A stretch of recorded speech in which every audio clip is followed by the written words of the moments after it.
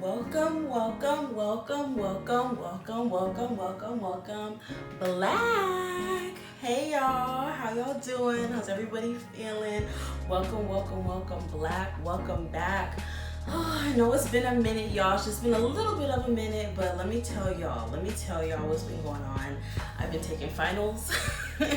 It's just been, end of the year, end of the quarter. We've just been, pushing through. But I can officially say, as of literally yesterday, yesterday for me, it'll be like a little bit, maybe like a week for y'all. Your girl has officially graduated from UCLA with her master's in African American Studies. I know, it was no small feat. Getting this master's done halfway through COVID was just a lot, but I'm so glad to have this degree. It's very important to, reach out to the community, share this knowledge, which is the reason I'm on this platform, really, the reason I got inspired to be on this platform.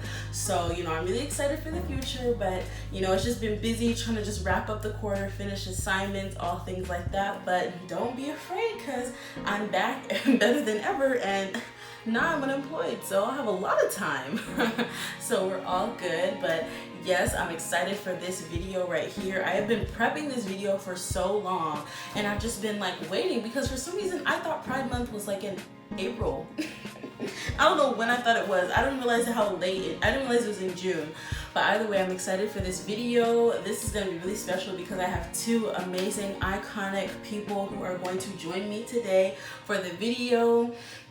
We're going to be talking about being Black within the LGBTQAI plus community. Obviously, I identify as heterosexual, so as much as I can be an ally and talk about histories and things like this, I feel like it'd be better to have folks who are within the community and Black kind of talk about their experiences.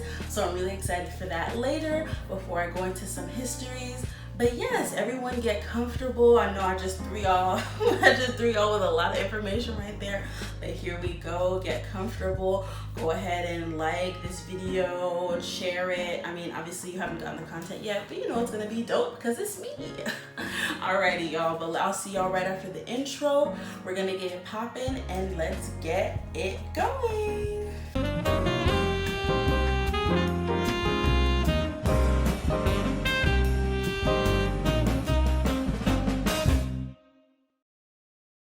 Alrighty, y'all, so excited to get into this brief historical context. Of course, when we're thinking about Black folks within the LGBTQAI plus community, that could probably be a whole channel. To be honest, that could be a whole, because there's just probably so much history. There's probably so many things that people are still discovering or finding, especially because I feel like a lot of queer studies obviously similarly to Black studies, women's studies, a lot of it was probably just very probably even more actually for queer studies, just very down low, especially because being anything that was not heterosexual was very taboo if we just go further and further back in history. So it might have just been a struggle to really document things.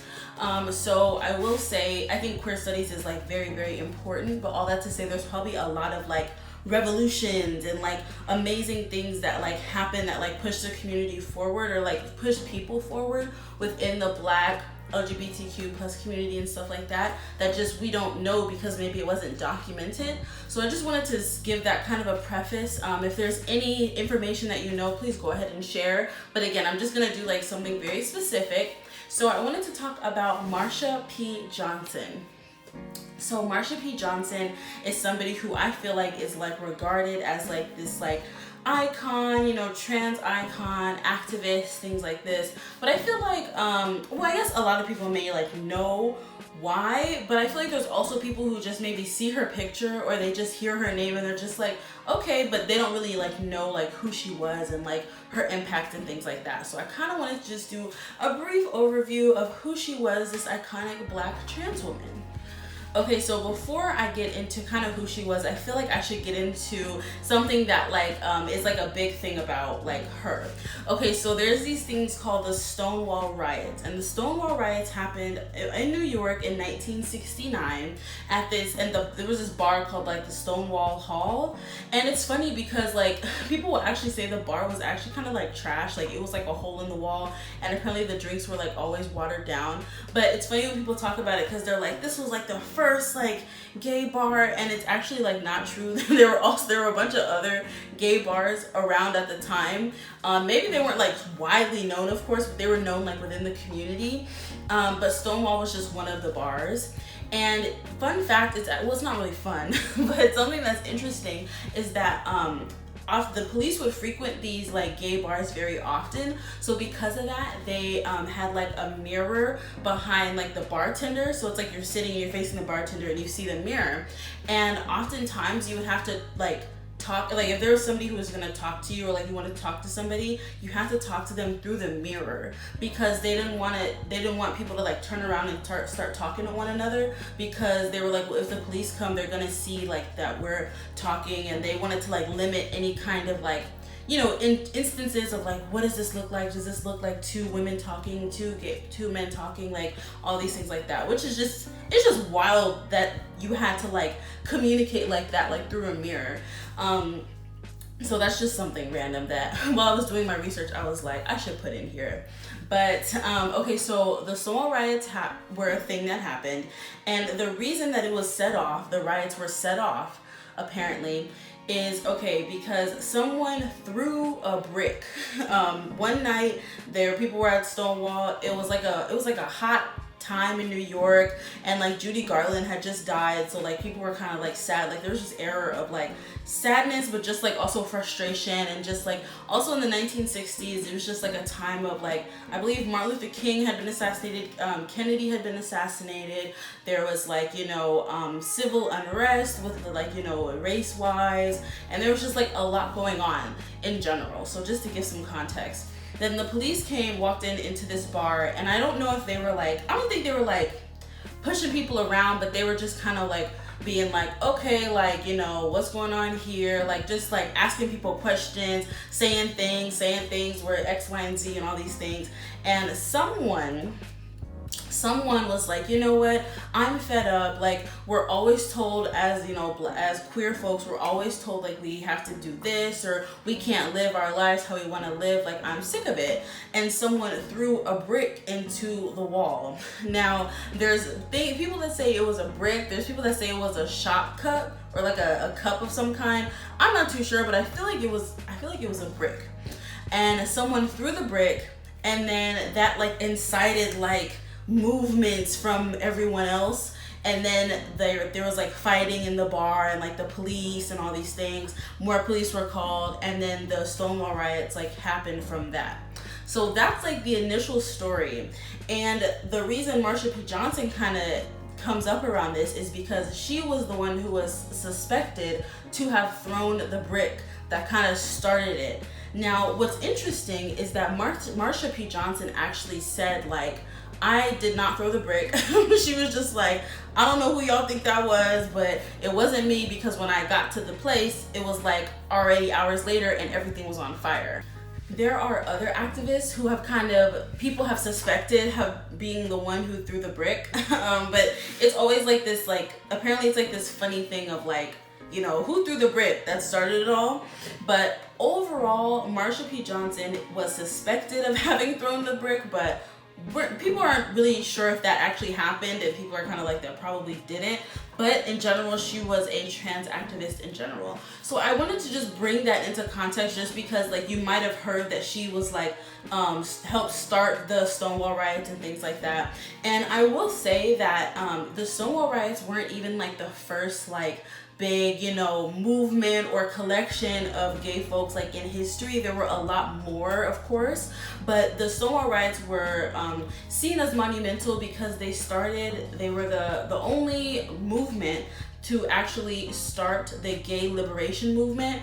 And the gay liberation movement is just what made I guess being gay like not so taboo, and just they say like it helped to create a lot of the things that we have today in terms of even like gay bars and just people being able to be a lot more like free with their sexuality. But again, you know, we still are moving slowly. We even have a long way to go, but you know, I feel like even after that, like I feel like being gay was like a taboo. Like people would probably be like, oh, you know, a lot of like stereotypes that have to do with that. But again, this was just a big movement that started to help break that and like be like, no, we're here, like we're gonna fight for our rights, like period. So in general, MarshaPJohnson is seen as an icon because, I mean, she really is. I mean, essentially. So she was essentially a trans activist, a Black female trans activist. Now, what's wild is that, you know, around the time, think about 1969, like, that's back in the day, like, early 70s, not even like, you know, like, that's like early 70s, still like 60s eras. So I mean, of course, being Black alone was just like incited so much like racial, you know, just stuff like incidences and things like that. Being gay just was like probably just taboo. That intersection alone was probably just like, what?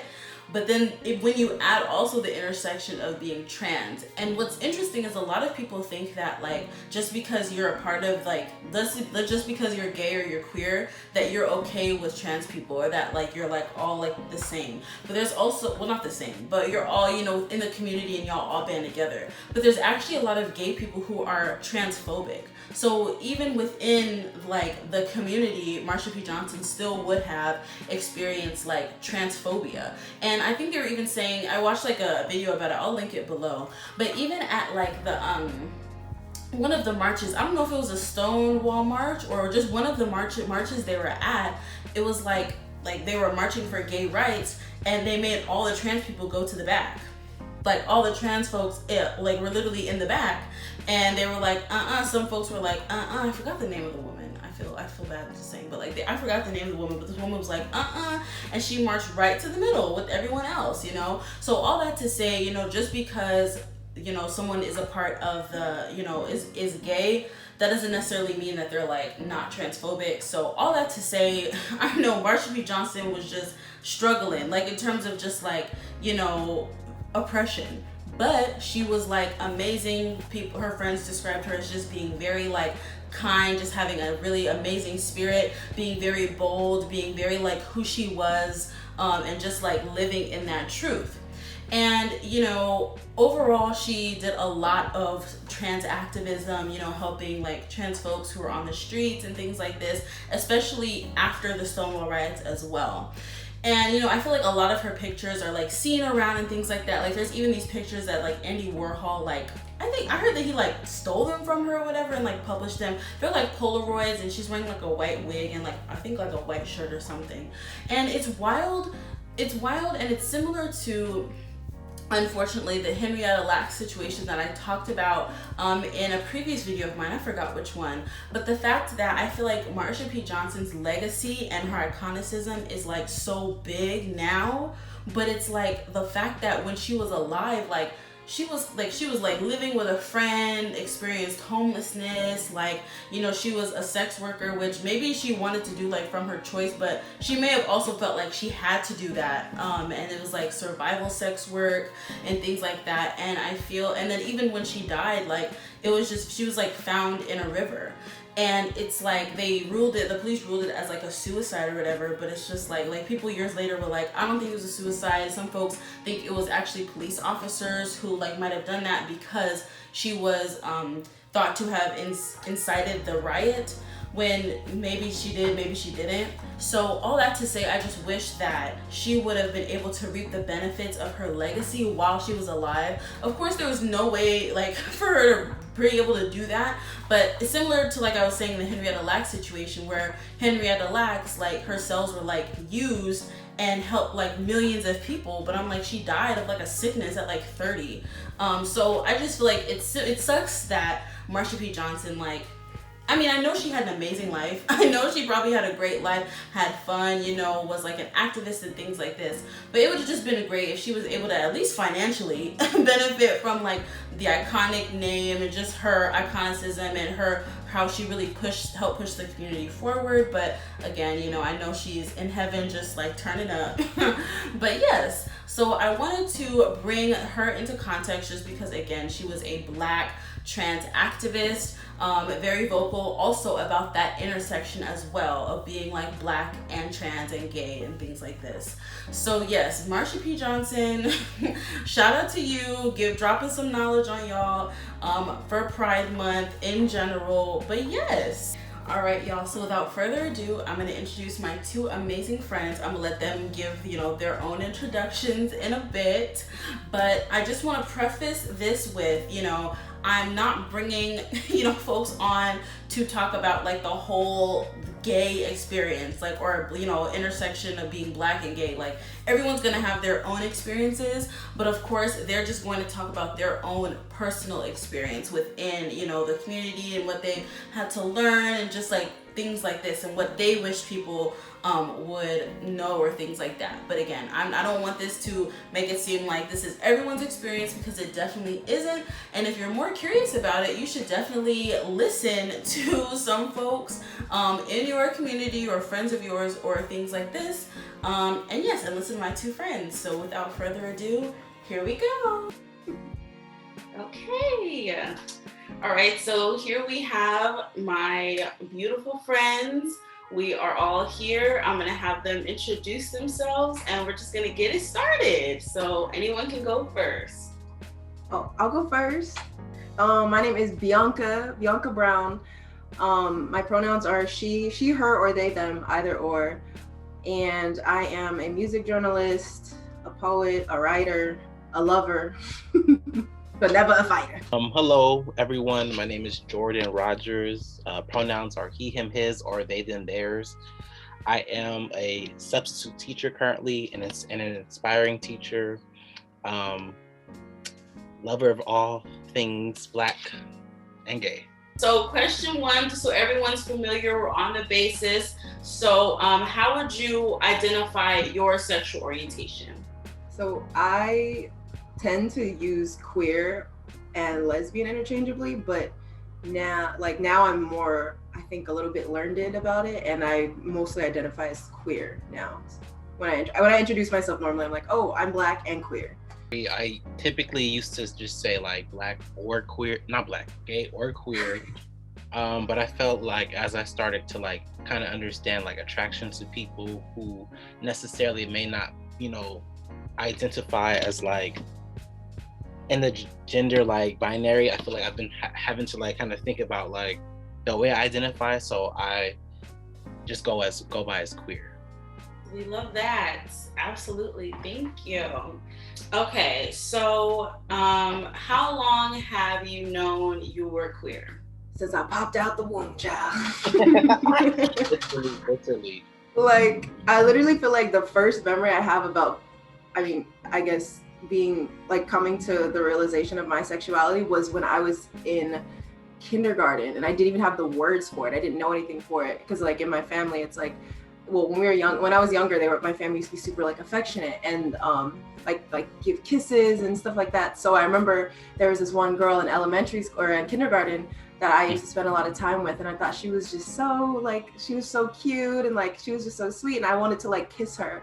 And I was just like, there's something about her. I just want to like, I want to kiss her, but I don't want to be like her family. Like I want to like kiss her. And I think that was like probably my first instance. Like I've known since I was born.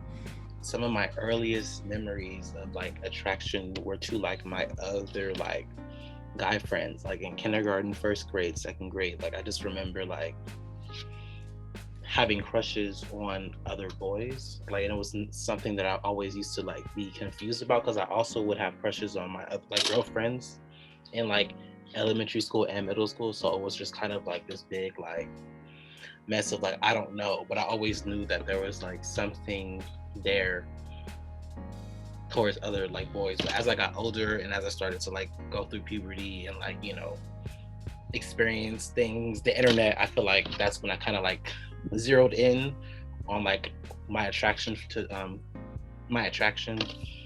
So yeah, but I also really do think that like a lot of like what I've learned like childhood and like sexual orientation was kind of like placed on me in a weird way. Like I feel like other people will kind of like define what I was like because of the way I acted or the way that I presented myself like as a little kid. So I feel like I always knew in the back of my head like, oh, like maybe I am gay because other people would say it. Thank you for sharing that. I think these are really great, and I think it's really great to hear both of you that like you've known your whole life basically. Yeah. Cool. I feel like for a lot of people, like if you ask a lot of people who identify as like queer or lesbian or gay or whatnot, like they will tell you like a lot of their earliest memories were like childhood of like crushes and like interactions where they just knew like, there's a little sugar. Mm-hmm. And then it's interesting because then there's some people who like they had a feeling, but they're not comfortable in it, so they don't know. And then it's like there's those instances where their families like after they come out, they're like, oh, child, I already knew, you know what I mean? Yeah. But it's like it's even then that in and of itself is kind of weird because it's like, how did you know when I didn't even officially know? But it's like it's just weird how that yin yang type of deal with it. But yeah. I guess if we're like thinking about like how like, you know, things are kind of formed and like things like that, what were your experiences while being queer and Black? Like what are like just some experiences that you've had in terms of like, you know, with both of those identities and things like that, and now today? Ooh, I think personally, like for a long time, it was really difficult to like to understand like Blackness as a man and like queerness or like gayness. Like for a long time, I could not like merge those things together because of what I internalized society, like because of society about like Blackness and like maleness versus like sexual orientation and like gayness. So for a long time, like my experiences were like, they were just almost like those identities were always at conflict because I felt like you can't be both. Like that's not like, can I be both? Like, is that real? Like for a long time, like I really just felt like Black people, like they're not like, that's not like, that's like white people. Like, but I feel like, of course, as I got older and as I like, really as I got into college and I started to meet other people, I was able to like merge those two like really big components of my identity. So I do feel like that was kind of like a long portion of like my journey, like trying to like figure out how I could like put those two pieces together because I felt like they were always like fighting. I don't know if you feel the same way, Bianca, maybe. Oh, 100%. That's why I'm listening to this. I'm like, dang, yeah. Because even especially growing up in like, I feel like a lot of traditional Black families, like there's, you know, religion is a big aspect. And then so it's like especially when you're growing up in a Black religious household, it's kind of like there's already that like, I don't know, there's already that like kind of restriction just on being, I guess, I don't want to necessarily say restriction, but you have to learn a lot more as a Black child, I want to say, as, you know, as opposed to like a white child, because it's just like there's a lot of like, there's obviously your parents are teaching you about racism, they're teaching you about all these things like code switching and all this, and you're like a baby, you don't know, you're like, okay, that's crazy, like to think about all that. But then it's like to have that on top of having like the religious aspect on top of it, it's kind of just like I don't know, it's almost like having to suppress. It's like suppressing who you are because your family, like obviously like the religious aspect, and all of that. And then also like growing up too, like you were saying, I also kind of thought like queerness was, I don't want to say limited, but almost like it was limited to like white people, or like, because there wasn't a lot of Black queer, I didn't grow up around a lot of Black queer folk, you know, so it was, and in the media that I was watching, like I was watching stuff like, it wasn't the L word, but because I'm actually just starting the L word, but it's like the representation of like lesbians and queer folk, they're usually all white, especially at the time growing up. So it's just like, in my eyes, I'm such an outlier because I'm not only am I an outlier to like my family and this community, the community around me, because I grew up in a very kind of traditional community in a way.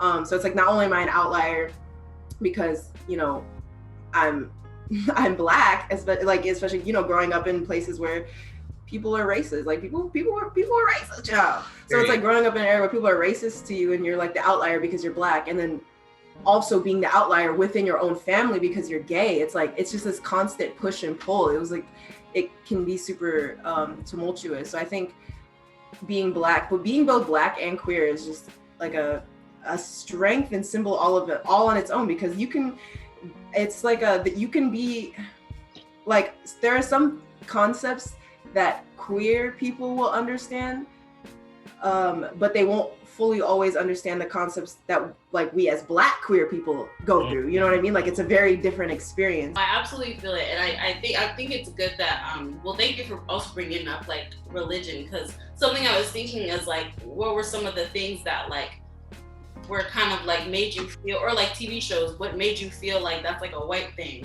And I think that you both kind of talk on it with just like kind of exposure, I guess. Like Jordan was saying, not really until college, you know, and seeing other like Black queer folks and things like that. I'm trying to think, like, when have I ever seen like Black queer people on TV? Like, maybe recently, like on like Real Housewives. Like, I know it was like one Black gay but like person on the TV show. Mm-hmm. And I'm trying to think, like, maybe like,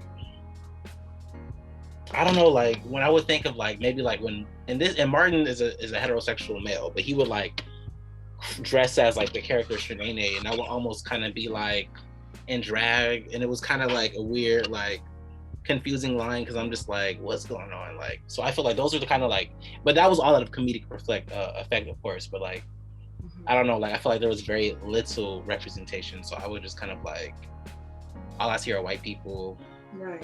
So these are white people are gay, like Black people aren't gay. Black people aren't gay. And it's interesting too, because I feel like because there's like there was a lack of representation, a lot of times it, at least for me, like for me personally, it forced me to kind of look at like, kind of create that type of, like create it in my mind almost, like when I'm like, for me, I was mostly music. Like I listened to a lot of music from like a lot of like growing up, my dad's super R&B person, so I'm a big R&B person, but it was mostly like male R&B. So I took to male music, like music, I guess that a lot of like men were making, men R&B singers, and because they had the verbiage like towards a woman, you know. So I was like, oh, I'm listening to this because like this is how I feel towards a woman, but I can't get that effect in like, you know, for mainstream media where no one's queer, because there's no representation at the time, where women who even if women who are queer, they aren't necessarily in a space where they feel comfortable, you know, putting that in their lyrics, because they don't want to target on them, because that's how the industry and entertainment media was back in the day. So it's like on top of like it being like the media almost being like queerness being reflected only in like these like white spaces, it's like because there was such a lack of it in like even just in general, but also in like just Black media, the media that I'm growing up in, it's like I'm forcing myself into almost like another category so that I can get that effect, because the representation isn't there. There's a lot of like negative representation. Like I know I was watching something and they was talking about how like a lot of times, like for a lot of years, it was like if there was like a gay character, they always got like HIV, because it was always like this like punishment. It was like the study behind it was like, we're gonna punish you, this is your community, this is what happens, whatever. And so I'm like, it's negative, it's not always positive. That's the key. Right. Even like I'm sorry, I was gonna say, like I feel like gay characters like get used to like funnel some sort of agenda or anti-queer agenda. Like I feel like that's, if I really sit back and think, I'm sure I could like do a whole paper or something, but I'm just like, I feel it, like what you just said is, like a lot of, because I didn't really watch, what's the show that just came on Netflix? It was Black Girlfriends. I didn't rewatch Girlfriends, but I was watching an episode about like a character who like potentially, I think she had HIV or something, or somebody had HIV, and they were just like, it was just this whole like thing about it. You know, HIV is automatically like associated with like gay men. I feel like when people watch that stuff on TV, like they internalize that kind of like those ideas about like HIV, and then not black, but like queer people. But then, you know, HIV is heavily associated with like black people as well, because a lot of black men were dying from it. Like, it's just one big old cycle. It is. And even adding like that just made me think too, like you were saying, like there's a whole thing in like well, the lesbian community specifically, like when there's like a WLW, women who love women is WLW, okay. Women who love women, like story or show or something like that. For the most part, it's called kill the lesbian trope, and for the most part, when they have those like these like those like lesbian relationships, usually one of them always ends up dying, and that was one of the things that we kept noticing. And sometimes it was from HIV, sometimes it was just from like one that was really big. I know when I was growing up was Skins UK, and there was these two, obviously UK, so they're white lesbians, and one of the biggest things, one of the biggest complaints that people had about their relationship was that when they finally continued on with another season, they had first off killed one of the lesbians, and that was like one thing we were asking for, was like, stop killing off the lesbians, because that happens in a lot of the shows with Women Who Love Women being a part of it. So I think it's like, just that you touched on that, I was like, yeah, it's weird that is like the representation. I mean, we know why, you know, we know where all of this stems from, like internalized homophobia and like homophobia that they're pushing through the media, but it's just yeah, it's just interesting that it's on both sides too, you know, like that punishment. Yeah, and I feel like people get really used to seeing like queer people dying, like that's just like the norm, like that's what people digest, like they're just gonna die, they're kind of like disposable, you know. Like I feel like those type of things really like, it's really unfortunate though. It's horrible. It's really scary how powerful media is, like really like dictates the way generations think. So yeah, absolutely. And I think there's not a lot of support when it comes to like media and stuff like that and representations, but do you all feel like you've been able to find supportive Black folks, like, you know, in your personal experience, like has it been easy finding support amongst like, you know, your Black folks in general?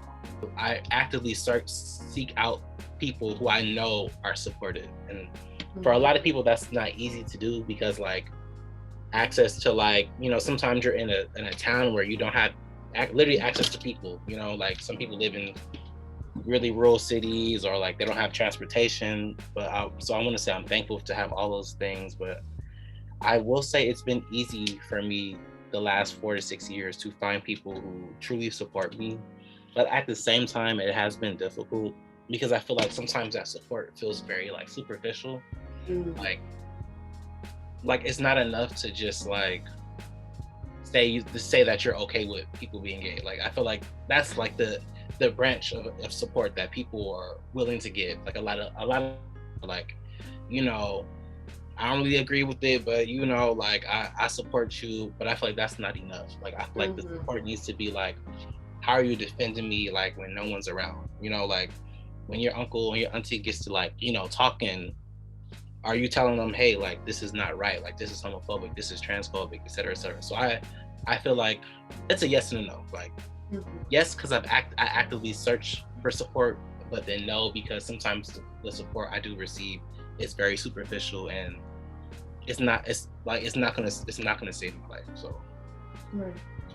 See, and I agree 100% with that, like the yes and no.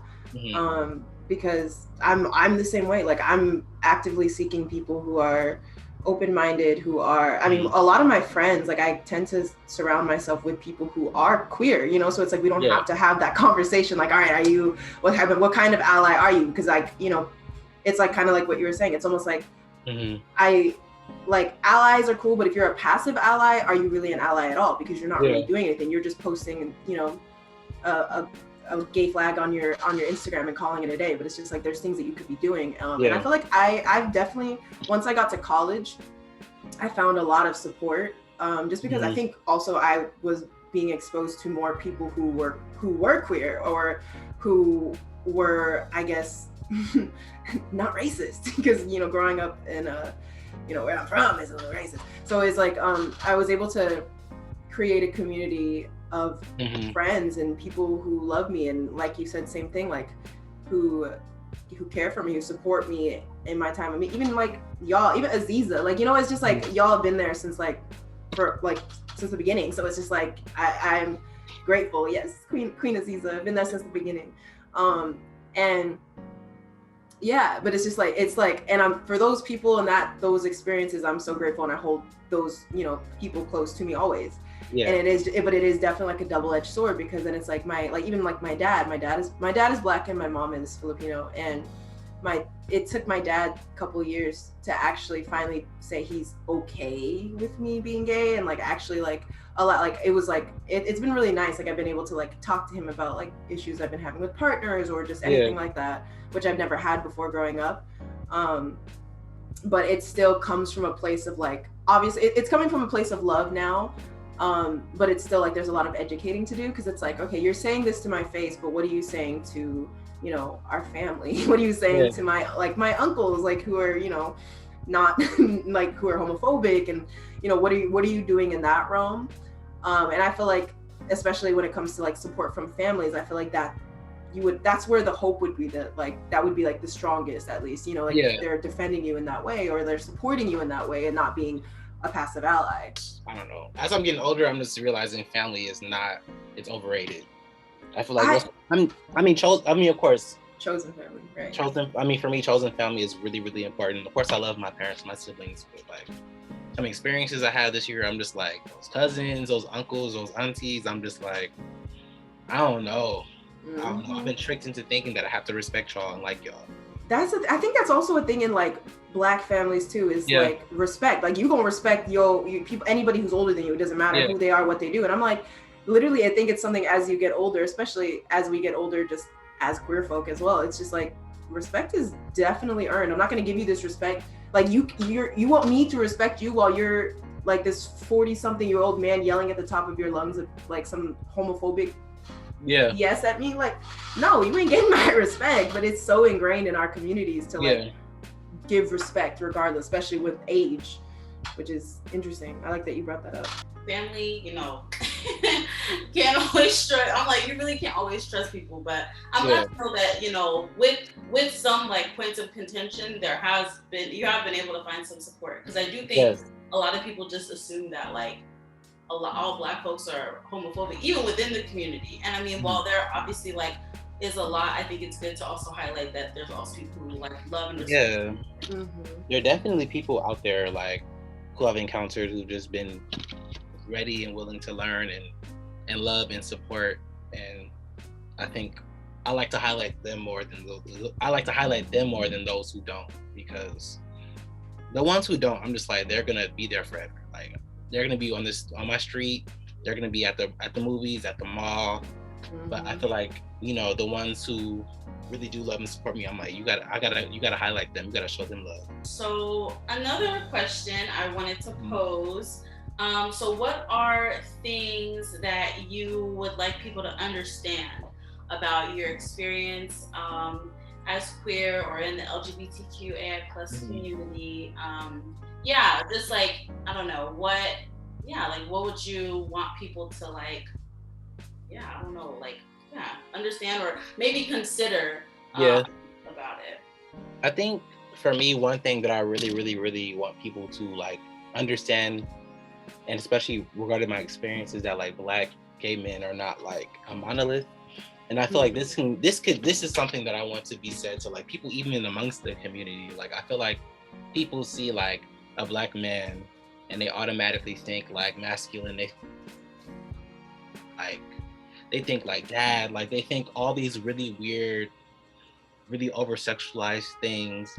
and then sometimes out of the community, people think like, oh, Black gay man, he's a, he's like, yes. And like, like people have all these like, these things that they see on the internet or on TV in the media, and they just will really like shove that onto you or onto me, project that onto me as a Black gay man. And I feel like sometimes for a long time, I felt like I was really internalizing all those different like personality like traits, because I was just like, okay, this is what people want me to be, or this is what people think I am, so this is what I need to be. And I feel like for a long time, like not a long time, but maybe like for like the first 2 or 3 years of like coming out and like being out, I was so like, I was like a sponge, like just soaking up all of these like different like social ideas, I don't know, social projections that people were like putting onto me. And I feel like, yeah, after a while, like after talking to being around other Black queer men and just becoming older and wiser and understanding myself, I kind of really understood like, like we're not all the same, like, and you're actually really fucked up for like trying to put me into that box. So that's something that I really, really, really want people to understand, is that like, no, not one person, not one group is the same. So especially Black men, and especially Black gay men. Also, I really want people to understand that like, and this is also for something for the community as well, but like heteronormativity is something that like we need to abolish as queer people. Like, and I understand like why we like believe in this, like, because I feel like a lot, especially for Black people, we're typically raised in like Black households with like, whether it's like a married couple or a single couple, but like we got uncles, we got aunties who are married, and it's like the church and like man and woman, they get married, kids. And I feel like, gender roles, that's something that's really prevalent and heavy in most like Black and brown communities, but like especially in Black communities. And I feel like because that's all we're used to as like queer people, like we kind of like make that something that we aspire to, but I feel like it's just not realistic. And I feel like that's why like a lot of our like relationships and friendships are like failing, because like we're trying to like aspire to something that was literally like not designed for us. So I just feel like that is something that I want people to understand, is that like heteronormativity is like something that like shouldn't really be applied to us, and it's something that we shouldn't be like trying to aspire to. And of course that takes a lot of like unpacking and thinking about, but it's just toxic. It's toxic to just try to aspire to something that's not meant for you. Oh, I agree 100%. And I feel like mine also ties into that as well, like the point of heteronormativity, because I feel like it's almost like our existences or the roles that we sometimes as queer folk end up, it's almost like we're bound to that. Like I don't know why, it's like we're bound to like this, like the heteronormativity, like you said, like a man and a woman. And so it's like, I guess that ties into, yeah, literally. That's why I'm just like, and it's like, why do we feel the need to be bound to that? Like, I feel like that's part of the whole, that's kind of part of us coming into our own identities is, I mean, I think existence, I think sexuality, I think existing in general is just so fluid. So it's interesting when we as humans try to like compartmentalize our fluidity, and we end up trapping ourselves in these cages, which heteronormativity being one of them.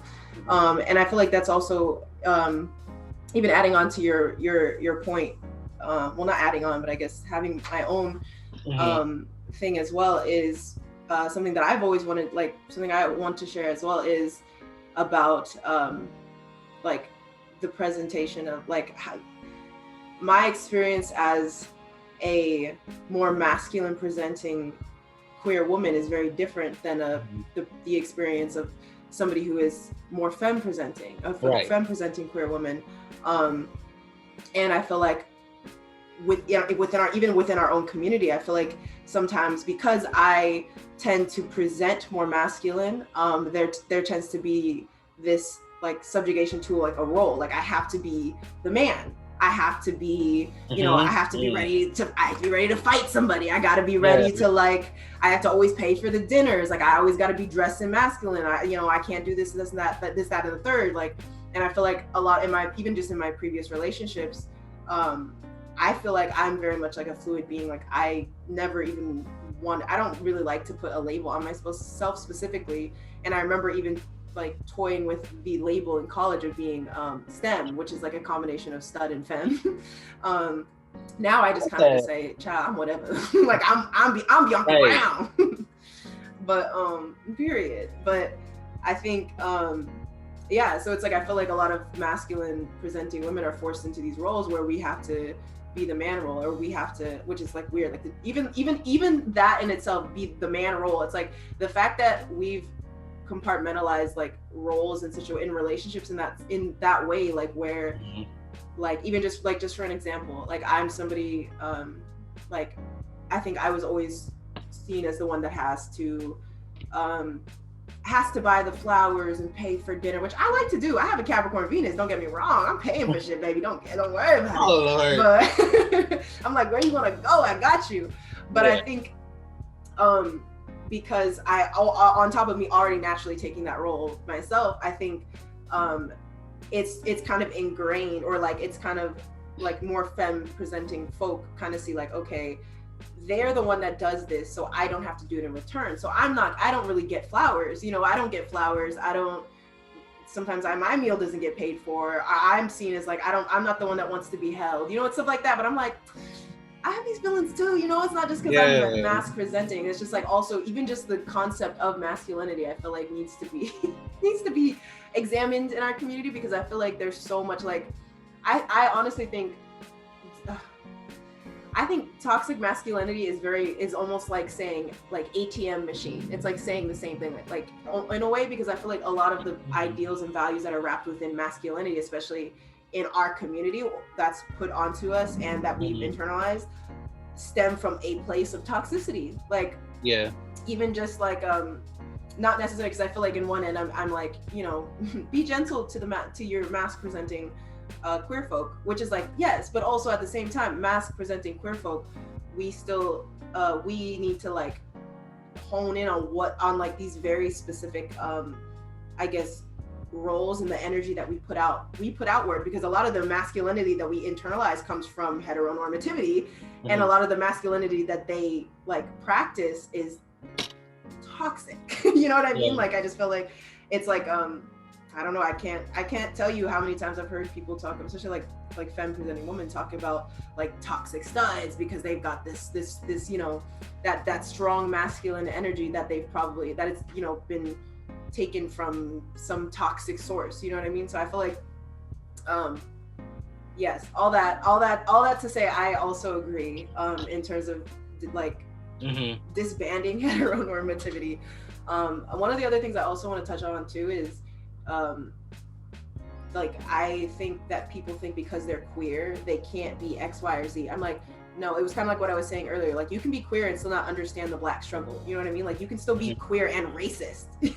Like you can still be queer and transphobic. I think that's a big one too. I feel like a lot of people who are queer don't realize like that they're not only are they not making space for people who are trans, but they're not including them in their narratives. They're not like incorporating just even like gender, like they are incorporating like just gendered language in our day-to-day, which is why I think that's even one of the reasons why I personally identify with either she, her, or they, them, because I want people to get comfortable using they, them pronouns with me. Whereas like, I don't mind if you call me she, her, or they, them, but for somebody who identifies solely as they, them, like I want people to have that practice with me where they're like, okay, I can use they, them with this person, so they get used to it. So then when, they encounter somebody who identifies as with they, them, or pronouns that are not what people think they should be or whatever, they've kind of gotten used to it. And I think, but I still think just in saying, oh, I'm queer, doesn't mean that you're like absolved from everything else. Like in what ways are you still gendering language? In what ways are you not opening up dialogues or platforms for trans folk? Like I feel like there's still so much work to be done. But yeah, those are the two big things like that I think I would like the community to know. I was thinking about Dominique Jackson, who she plays Electra Abundance on Pose, and I remember she did this like speech, not on a Pose, but I think she was at some sort of like conference, and she was talking about like tolerance. And if you haven't seen it, I'm gonna find the video and plug you both. And she's just talking about like how like I don't want to be tolerated, and I feel like that's something that I really, really, really like have been thinking about, because I feel like, you know, Black people, or not just Black people, but like where we teach like especially children to be tolerating, to tolerate things that they don't like.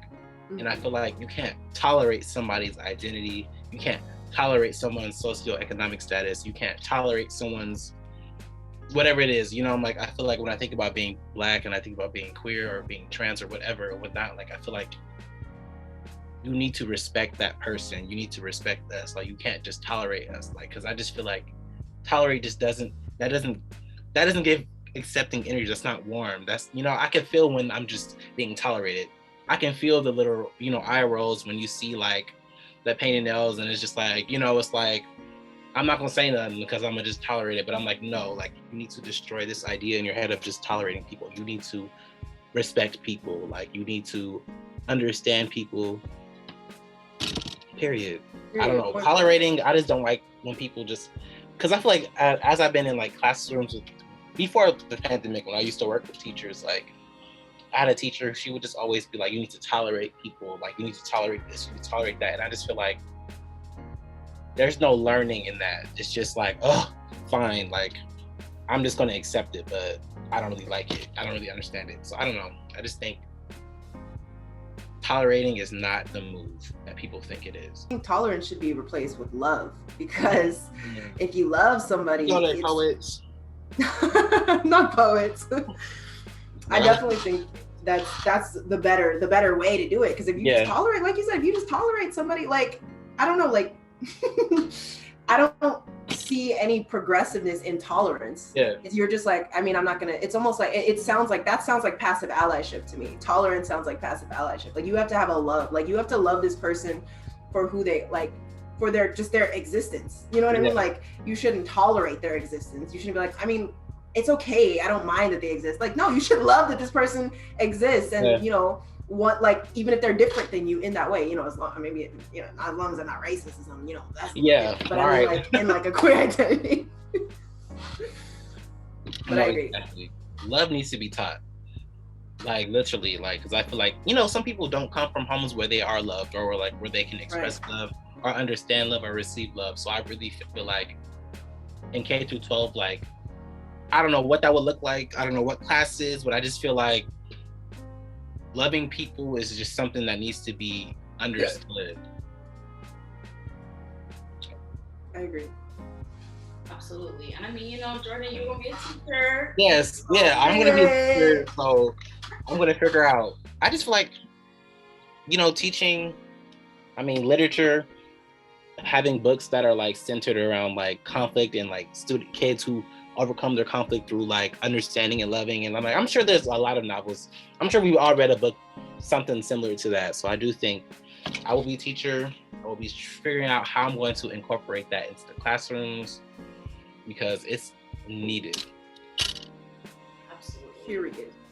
Yeah, and thank you both, because I think your point about being tolerant too is like really great, because I'm like, you know, I might tolerate a spider on the wall when I'm tired. No, I was really thinking like you may tolerate the roommate you don't like, but you know, you don't cause beef like with the other housemates. But it's like, that's not enough when it comes to an actual person that like who has an identity, who has, you know, not to say that your roommate doesn't, but it's just like, you know what I'm saying? You know what I'm saying? You know what I'm saying? It's different. It's different. Mm-hmm.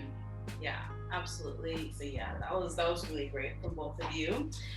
Okay, so I want to ask, what are things, or what's something that you absolutely love about being queer, being a part of the community, the LGBTQ community? Like, you know, what just fills your spirit?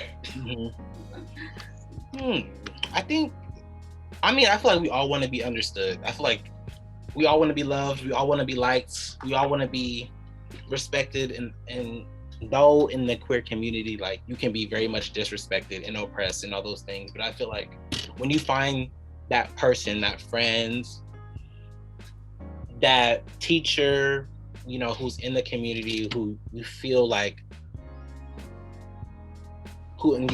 they truly understand your experience. I feel like there's nothing like more pleasing than that. Like having someone who can look at you and be like, I understand what you are going through. Because sometimes, like, you know, as a gay Black male, like, you know, talking to like a straight Black man, it's like, we can really identify with like, you know, being Black and being males and like what that looks like. But like, I have a whole other layer that you don't. So like when I can find someone who has that similar layer to me, I feel like we just bond in such a way that like, it's really nourishing, it's nurturing, it's powerful. So I just feel like those connections between like other queer people is just something that like I'm just thankful to be able to have and to continue to find. I mean, we're young, 24, 23, 25, like we have a whole life to find more queer people, and I just like thinking about like all of the people I'm going to come across in the community is just something that I just can't wait to do. So yeah, like just being loved by people who really understand you is something that's really powerful. There's this song by Serpent with Feet called Same Size Shoe that explains that exactly. Yeah, Serpent with Feet is it. Yeah, Serpent with Feet is amazing. If you don't listen to Serpent with Feet, you gotta listen to Serpent with Feet. He's amazing. But in that song, he's essentially like, it's like, I think that was like one of the first songs where he introduced like his partner. And it's essentially like this one big metaphor about how he's so happy to be in love with specifically a Black queer man because he understands the exact experiences that he's gone through. So it's like there's no like learning curve. There's no I have to teach you this. Have to like, or even if you don't necessarily have to do the teaching, it's still like, you know, I don't have to worry about you not getting where I'm coming from. And I think that in addition to like just what you said is what I think I love about the community as well. It's like we don't have to, it's like there's no extra work. It's like I can just meet somebody and like know that you've had to build the amount of resilience and knowledge and strength and love as I've had to, because we might not have had the exact same experiences, but we've undergone kind of similar things, especially as Black queer folk. And I think that's also one of the things that I love about the community. And also I personally value authenticity, and I love what I absolutely love about being in a space like a queer space. Like I even went to like a queer space the other day, and I just felt like it just felt so free. You know what I mean? It's like I don't have to look a certain way. I don't have to be a certain way. Even if I don't like, because I feel like even in my day-to-day, like I'm not thinking like, oh, I have to do this when I go to the store. I have to do, you know, I don't normally think about those things unless I'm in like in certain spaces where I know people like homophobic or something like that. But it's like there's still something in the back of my mind, like, oh, somebody could be homophobic to me. You know, there's plenty of times I've gone to the store where I remember I got followed, like this man was like, he was a security guard too, and was like following me and was like actively being like I don't know, he was just being aggressive to me. And I figured it was because I was queer, because he's Black too. So I was like, okay, so you know what it's like. So it's like there's things like that I have to be aware of when I'm out in the world, like out in the world, just out in the world.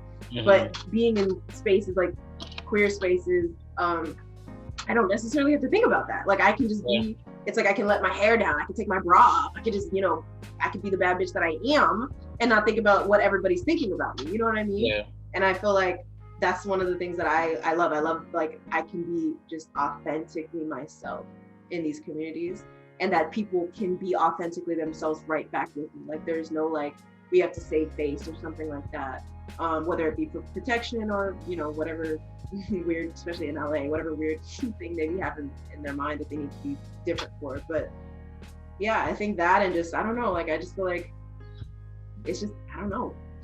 The gays, we know how to have fun. I love just going out with friends. I love just hanging out, going to dinner with friends. Like it's always a good time. Like I don't think it's just effortless. I don't know. It's just, I love it. Yeah, I feel like there's like, when I think about queerness, I always just think about like liberation, like automatically. And I feel like when I'm around like my queer folks, like it feels just liberating. Like I just feel like you said, you can let your hair down even though I personally, I do feel that way around all my Black friends that I keep around me, but I do feel like, especially like when I was first coming out and I was really like into as like the new Jordan, new gay. And I would find these like little pockets, especially in San Francisco, of like Black queer people. It was really just like, whoa, like I'm forging a new community. Like we're liberating each other. And I just feel like it's just something that's just really like, it's just beautiful being able to feel like, you know what, I could just be me. I think that's super powerful. And, I'm glad y'all have been able to find that community as well. And, that's why I wanted to have that question too, because I know there are some folks who like maybe are just like in a small town and just don't really know a lot of people. So I like that they like, maybe people will know like there's something to look forward to, like there's something powerful about having that community. So I really like that. And then I guess you will both kind of touch on a little bit, but similar note, like what are some things that you love or aspects that you love about being Black, being within the Black community, identifying as like a Black person? I personally feel like all Black people, and I'm not gonna say all Black, let me not say all Black people, but low-key all Black people. I feel like just in my heart, I really believe we are like somehow connected, like through some sort of like spiritual way.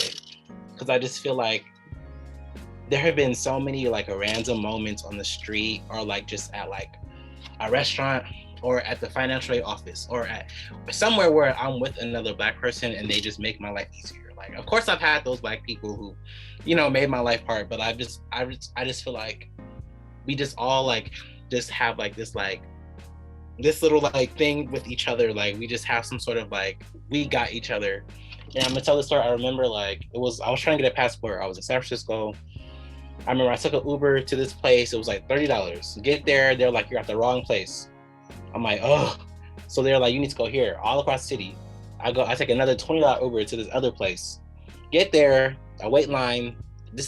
Mine just like a 2-hour thing. Get to the front, and it's a Black woman, and she was like, all right, let me show you stuff. Let me see your stuff. I show her my things, and she's just like, you don't have the right birth certificate. And I remember I literally just started like bawling. I literally started bawling, just crying. And she came around the corner and was like, it's all right. This is what you need to do. You need to do this. Go here, go here. She handled it for me. And literally, I feel like I have so many moments like that with other like just random like Black women, especially Black women. A lot of like Black women on the street, or just like at the club, like just helping me out. Like I just feel like there's just something like ethereal about us, and it's just something so like interconnected. I don't know. I'm sure there's studies on it. I don't want to get into it because I just feel like I could be at a basketball game. We both peep something, and it's just like, you just do the look like, and I just feel like that's something that I feel like a lot of people don't have, and I feel like that's something that I don't want to take for granted. Exactly. It's like a unification. Like, I don't know, I'm like you said, it is like a spiritual level or something. It's just different. It's like, I was talking to this one of my friends, she's Black as well, and she was talking about, she was watching, like her and her friends they're both Asian, and they were watching The Bachelor, one of those ones when they had the first Black Bachelor on there. And she was just like watching it with them, whatever. And when I don't know if this is gonna get taken out, but when you know that a Black person only dates white people. Yes. Like that's the thing. It's like we know that. There's something that it's like stuff like that where face. Yes, you can see it in their face. You can see it in just how they move, their energy. Yeah. You can see that. The eyes. The way they breathe. Shout out to Jordan Peele. You right, Jordan Peele. Shout out. But that, and like she had said, like he only dates white women, and like that turned into like a whole thing, I guess, with The Bachelor, where he was like, oh my gosh, I can't believe you guys are making me seem like I only date white women. Oh my gosh, I love Black women too. And then he ends up picking a white woman for whatever. But her friends, obviously who aren't Black, they were just looking like, they were talking like, why would you say that? Oh my gosh, like they didn't understand. And I'm like, I guess it kind of goes back to like the same size shoe type thing. Yeah. It's like, I love that about like the fact that I'm like we could be watching the same thing.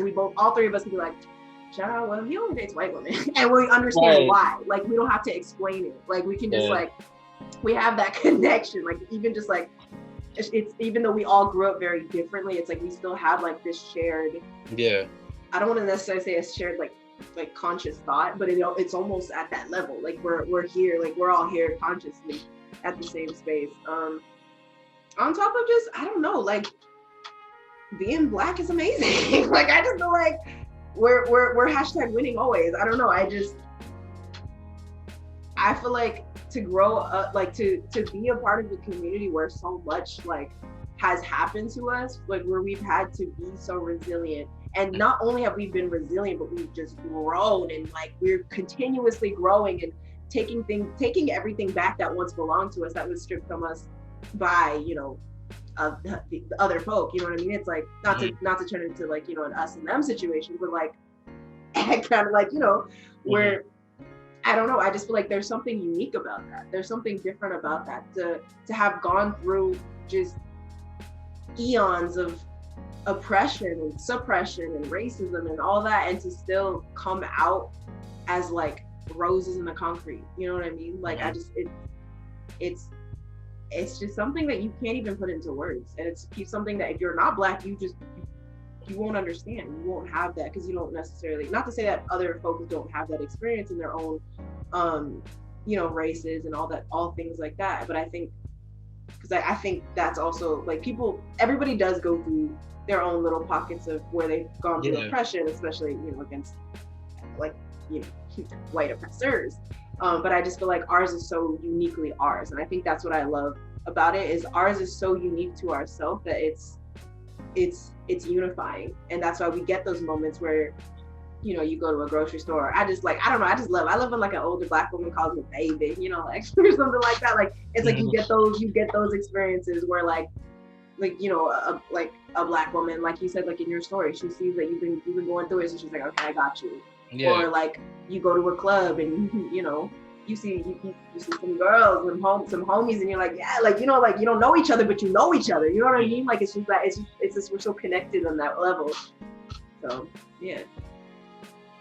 No, I'm just thinking about all of like the art that Black people produce, like music, fashion, food. Like, I'm thinking about Black people all over the world, like, and how we're all connected in some way through music, food. Like, I don't know. I just feel like it's like we're in our own little world, but we're really not who we are. That's how sometimes how it feels like. Like, I can go to Jamaica, I can go to Haiti, and I can see someone, and we kind of just, I'm like, you see me and I see you. Like, I may not speak your language literally, but like I may put on this song by Beyonce or by 50 Cent. Ugh, let me not use 50 Cent. Or, you know, I don't know why I'm blanking, but you know what I'm saying? Like, I could put on a song and we all could just dance. Like, and I may learn something from you, you may learn something from me, and I just feel like it's just like we're all connected. And I just feel like that's just something that that's just a feeling that I just feel like I don't ever want to lose. Like, and I feel like we're not going to ever lose it, because I feel like our generation, I feel like we're really honing in on this like diaspora, like bonding, even though we be having those Twitter wars occasionally, diaspora wars. But I do feel like our generation is the generation to break those like anti-Black, self-hating things. Like, I feel like we're all about calling it out. We're all about recognizing it, unpacking it. And I just feel like I'm just really proud to be Black. Really proud to be Black. Really proud. Yes, absolutely. Black right here. Period. Friends. Yes. I like that I'm gonna look good when I'm older, child. Period. That too. Literally. Even with the wrinkles, even with all that, it's just still like, even when you see a really old wrinkly Black person, you'll just be like, period. Like, you're looking good. You're looking good. You're still here. You're still here. Mm-hmm. That's that resilience, child. Absolutely. Okay, so I want to just, create a space here. Anything else you'd like to say for the record? Slash advice, any kind of advice for, young Black queer folks coming up, as we, continue. We talked about the new generation now and just like always like, wanting to be there and, wealth of knowledge and things like that. So anything you'd like to say in general, in case this goes viral, who knows? But also, even if it doesn't though, it's fine. Yeah. But, or just, an advice or anything like that. I would say like something that when I was in like middle school and high school, I used to always just look forward to the future because I knew it was going to be better. I just was a believer that like, this is the way I'm feeling right now is not going to be the way I'm going to feel for the rest of my life. So I just feel like young people who are watching, hopefully are watching, just know, it gets better. Like, it's going to get better. It may not seem like it will anytime soon, but I just feel like there's going to be a moment in your life where it just all makes sense. And I feel like once you reach that moment, you will know, and it'll be amazing because no one can take it away from you. So I feel like just hold on and wait for that moment, because like I said, once that moment comes, it's going to be like a shining star in your life, like, period. I agree. In addition to that, keep questioning everything. Like questioning your parents, your friends in terms of like what they're accepting as the norm, or how they're treating certain people. Because I feel like the generation below us are doing a really great job at continuing kind of like the legacy of questioning everything that we've been doing. You know what I mean? Like they're continuing. They're like, no, mom, you can't call this person that because, that's not okay. It's like they're checking their family, and they're checking their friends, and they're controlling what's on the media as well. You know what I mean? So I think that's something that one of the things that I would pose is to like keep questioning everything, in addition to that same notion that Jordan just shared. I had that moment actually, and it's something that I use that grounds me. I remember I was looking in the mirror. It was like after I just did this to my hair too. I was looking in the mirror, and I was just thinking about like all the things that I haven't accomplished or what I haven't gotten done yet. And then I looked in the mirror and I said, what, like, I don't know. It was like I saw myself looking into the mirror when I was in like elementary school or like a high school.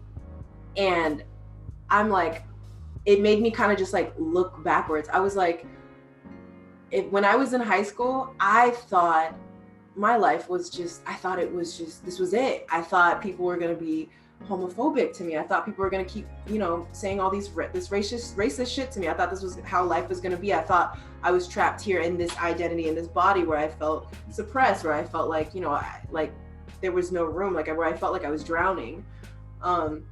And I had all these goals, like where I wanted to be, who I wanted to be, like relationship goals, all these things. And I looked into the mirror and I was just like, it like brought me back here. And I was just like, when I was in high school, I was like I was just like 15-year-old Bianca would be so proud of where she is now. You know what I mean? I was just like, because I kept telling myself like, hold on, like this isn't it. And I feel like, yeah, so even just to add on to that, like it sounds so cliche and it sounds so stupid, and because you hear it all the time, just hold on, and people write it off a lot. I think when you're younger, they're like, no, you're just in high school, you'll be back. But like people don't realize, like, no, when we're in high school, it doesn't matter what we're going through, like chemically, like mentally, like we're going through shit. Like we need that reassurance. We need like somebody to take this serious, like that, especially when you have these identities of being Black and or queer or both, you know what I mean? So it's like, we need that reassurance. We need somebody who's going to take that serious. So yeah, at the end of the day, Capricorn Mercury child, keep questioning everything. Keep holding your friends, your family, your uncles, your dog, your cats, hold them all accountable. And at the end of the day, you will be where you are meant to be. You will. And it gets better. Period. Just kiss. Is there anything else? maybe I would say just be careful of the internet. I feel like the internet is a really scary place. I feel like teenagers now are just so exposed to like porn. I mean, we were all exposed to porn, but now it's like it's everywhere. It's on Twitter, or just like, just be wary. All that said, just be wary of what you're consuming on the internet, and like don't take that for like, what am I trying to say? Like, don't make the internet things that you see on the internet something that like you need to aspire to be. Like people's bodies, people's clothing, people's hairstyles. Like, just try to form your own path, because it's really easy, especially as a queer person trying to like find some sort of identity. It gets really easy just to like kind of latch onto what you think everybody else wants, or what you think what do you think everyone else is doing. So I don't know, just be really, really careful of what you consume on the internet. Sometimes the internet should just be a place of like shits and giggles. Like, don't let it like dictate who you become, because it's really scary. With like, TikTok is scary. I don't know, I've been going through some TikTok holes where I just be seeing to this day all type of like anti-black, misogynoir, like colorism. I'm like, isn't it supposed to be like challenges and dances? I'm like, it really be like teenage boys on here just like white bitches, and I'm just like, the internet is scary. So just be careful, young people, of what you're consuming. Right. Take them breaks. Take them breaks. Take them breaks. Read a book. Play some video games. If you have them, if you have access to them, I don't know, but like, it's... Absolutely, thank you. That's a good point. I like that point that you ended on, though. Like, watch, because the internet, watch the internet. Like that. It's not always it's not a safe place all the time, and it can like harm you, if you like get too curious sometimes. But okay, these are great things. I want y'all to plug your stuff. Where can people find you? If you're comfortable with any social media handles, my editor will put them on the screen or whatever. But what you're associated with, let people know where they can find you, hear more of what amazing things y'all gotta say. So yes. My Instagram is Jordan River 97, JordanRiver 97. Please follow me. Gets a little kooky on there, gets a little fun, gets a little quirky, gets a little queer sometimes. Period. Yes, follow me on Instagram for sure. And I'm on Instagram, I'm Brokeback Bianca, Bianca. I'm also Brokeback Bianca on Twitch. I stream on Twitch pretty regularly, so if y'all want to come laugh and vibe out on Twitch. And then I also have a website. If you make music and you want to submit something for an article, my website is just www.bianca-brown.com. Yes, and I'll put these in the description boxes as well, so people can click, especially the website and things like that. But thank y'all so much. Y'all are amazing. I feel like I myself have just been able to listen and learn so much and hear you all out. And I think y'all are just like so beautiful inside and out. And I think I'm really appreciative of y'all coming on this platform, and just like really just being so candid and things like this. And I could listen to y'all all day. I really could. Oh, no. Thank you for providing the space for us to be so candid. I feel like sometimes I just be like, where can I talk? And I'm glad you have provided a space for us to just speak so fluidly. So thank you so much, Aziza, for being the light in our lives. Literally. Providing the space. System. Right. That's the thing. Aziza really has been a support system, child. So thank you. Thank you for the space. Thank you for your existence and your energy. Wow. So much amazing information. Shout out to you, Jordan and Bianca. Thank you again so much for being featured on my channel. Y'all are such good friends. Anyway, but that's it for today, folks. Thank y'all so much for tuning in. Please let me know down in the comments how you're feeling. You know, what are your thoughts or feelings, or if you are a part of the community, what your experiences have been. Just please let me know in the comments. Let's share this community. Let's get it popping. In general, I also just want to say, if you're not for all Black people succeeding, then you cannot call yourself an activist. You cannot call yourself someone who is for Black people, period. So I feel like there's a lot of homophobia in the Black community, and, you know, transphobia, anything like that. I just want to say, we cutting that. We're never doing that.